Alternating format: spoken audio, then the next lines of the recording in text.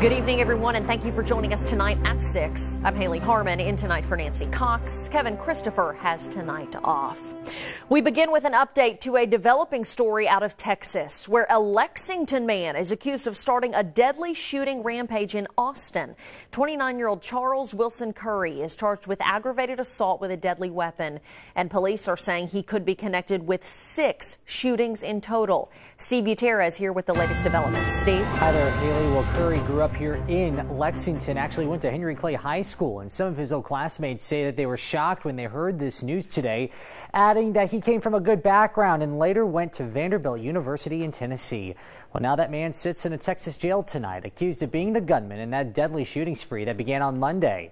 Now, the man was found beginning on Monday, I should say, a man was found dead in a hallway that Curry lives in an apartment complex in Austin, Texas.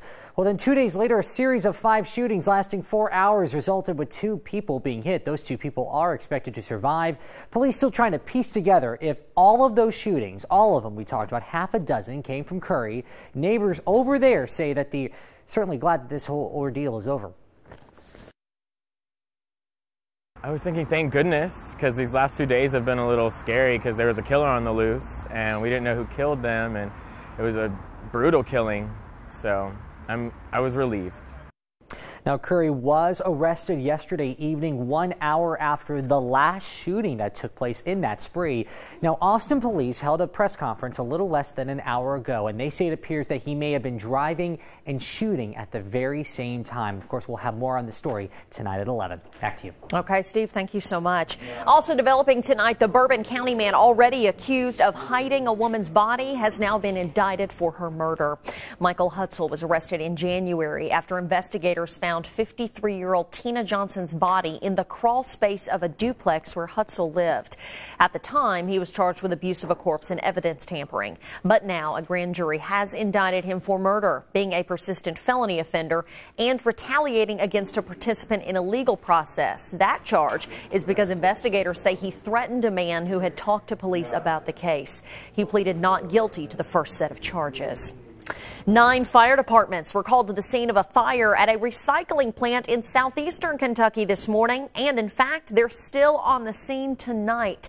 The call for help came in around 11:30 from Eastern Kentucky Recycling. That's on Savoy Clear Creek Road in Williamsburg. Connor McHugh is live with the big story at 6. In the past 2 hours here, we've gone from needing to wear face masks just to be anywhere around here to getting this close to where all that fire and toxic material was earlier today. Firefighters say they believe they have things under control right now, but they are still being extra cautious. Crews tell us when the fire started around 11:30 this morning, flames were around 15 feet in the air and smoke could be seen all the way across town. So far, 9 different fire departments have thrown about 200,000 gallons of water and even some foam on the area of scrap metal here at Eastern Kentucky Recycling. The Williamsburg fire chief says investigators still don't know what caused this fire. Since there are so many metals and different materials in that big pile, emergency crews worried about potentially toxic smoke earlier. They had people living nearby stay in their homes to stay safe, but now hours later they say everything should be okay. It's been tough. You know, you put water on it, it won't go down. Until we were able to get the excavator here to start breaking it apart when we started gaining control of it. We're probably going to be on here on scene for about 2 more hours, just pull it apart, make sure we've got all the hot spots out. Hopefully. As the chief just said, they are planning to be here for a little bit while longer, but a number of the crews, as we said, there were 9 total crews here. Some of them are packing up and getting ready to head out of here. One group that will be here all night, we're told, is the Environmental Protection Agency. They have agents here who will be monitoring both the air conditions, the water conditions from all this fire, and that junk pile. We're covering the news live in Whitley County from the LEX 18 Mobile Newsroom. Back to you. Certainly a situation we'll keep tracking. Connor, thank you. Family, friends, and Dylan Snow's principal are all shocked and devastated tonight to learn that the 18-year-old was one of 2 people killed in that violent crash in Pulaski County yesterday. LEX 18's Lee Searcy went to his hometown in Lincoln County and has this story. This picture was taken in May when 18-year-old Dylan Snow graduated from Lincoln County High School. Now his father is planning his funeral. Police say Dylan was sitting at a light on South US 27 in Pulaski County when 33-year-old Stephen Van Hook came flying down the road and crashed into Dylan's truck, killing them both. He's 18. He's new to the world. He just graduated high school in May. This wasn't meant to happen, all because someone wanted to make a mistake. Taylor Whitaker is Dylan's cousin, but she considers him more like a brother. He was supposed to be the best man in her wedding. She got the call from her grandmother. I just heard it in her voice, and I called back and she said it was Dylan. I said, "What do you mean?" She said it was Dylan in that wreck. He's gone. Police say Van Hook had a lengthy history of traffic violations.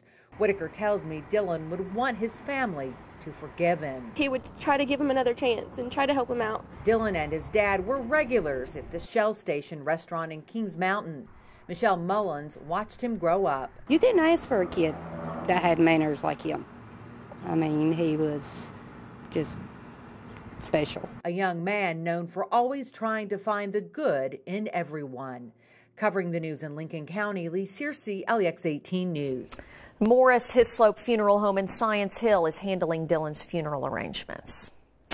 Many children left Lexington's Fayette Mall in tears today after waiting in line for hours at the Build-A-Bear store for Pay Your Age Day, and they ended up leaving empty-handed. LEX 18's Jacqueline Nye explains. Waiting, and waiting. I was expecting all this, and when I got here, they was lined up all the way to the pennies. For what people thought would be a new furry friend. But after hours of waiting in line for Build-A-Bear's Pay Your Age Day, many were turned away. I'm so sorry, guys. It's bigger than what they thought it was going to be. Why? The store was running out of bears. We don't know exactly how many they have in stock as opposed to how many people's in line. Some children walked away hugging their new friend, while others left in tears. One grandparent says her family came from Winchester, got to the mall at 10 a.m. just to be told hours later they won't get a bear. It was really disappointing because we said, when we saw the line, we said, oh my gosh, we'll be here all day. We should come at 7 o'clock this morning. And then when we got this far, it was really, come up here that long and not been able to get in there. The people who could not get a bear today were given a $15 off your next purchase coupon to use at their next visit. Covering the news in Lexington, Jacqueline Nye, LEX 18 News. Crying kids. Well, okay, smile because the weather is terrific. We've got a great family event ongoing right now down at Cheapside Pavilion. That is Thursday Night Live. It is a great family event. Lots of kids come down there. People bring their dogs. It is a wonderful, just a wonderful time. Goes on music until 8 o'clock tonight. Folks are kind of milling around there, well, certainly in the hours after that as well. So looking for something to do on a terrific Thursday evening. That's it. You're looking at temperatures running low in mid-80s here. The humidity remains nice and low. Max Track Live Doppler is nice and quiet. It stays that way as well. Future Track, we're going to keep things nice and dry as we go through the night tonight and really through the day tomorrow as well. There may be a couple of clouds, especially eastern Kentucky, but for most of us, it will be a wonderful and sunny day, which shapes up like this. Mid-60s getting the day started, mid-80s at lunch. On our way to a high tomorrow around 90, and you will notice more humidity. That's just getting started. We'll talk about that in a minute. All right, Bill, thank you. Are your utility bills painfully high during these hot summer months? Liz McLaughlin goes over some smart ways you can beat the heat without breaking the bank. As the temperatures rise, so can the utility bills. That could make getting a smart device a smart decision for your wallet. If there's one thing that you should buy to save money, especially over the summer, it's a smart thermostat. CNET recommends the Nest Thermostat E for about $169. It learns your routines and adjusts to when you're home. You can also control it remotely, say if you go on vacation.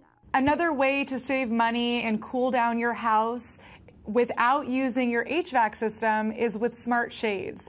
At our smart home, we have Lutron Serena shades. When they're connected to a smart thermostat, the shades can be automatically closed during the hottest parts of the day. But it's an investment in the cost of the shades and the time to install them.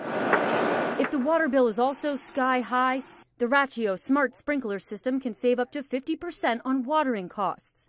with guided schedule creation and automatic weather adjustments. With the Ratio 3 model, what they've done is they've gotten the accuracy of the weather down to within 36 feet of your house. It self-regulates much like a smart thermostat, so you're never watering your lawn when it doesn't need it. Alexa. Many of these smart gadgets can be linked to a voice assistant, acting as a hub to allow devices to work together in a routine, automating your days to save energy and money this summer. Liz McLaughlin, NBC News. After 13 months of digging through records, state auditors found several big problems with the administrative part of Kentucky's judicial system. Auditors say overall they have found a lack of accountability and transparency. And because of that, auditors believe leaders and judges got away with things like private sale of state guns and renting expensive office space from family members. But that's not all. Today's audit lists several examples of the state's highest-ranking judges participating in what they call questionable actions. No one, including judges, should be above the law. After their findings, they recommended several changes be made to the way the administrative office of the court operates, but not all of those recommendations were accepted by the group. Some small-town kids are strutting their stuff on a big stage. Watch as students from a Clark County dance studio get ready to make their debut in the national spotlight straight ahead.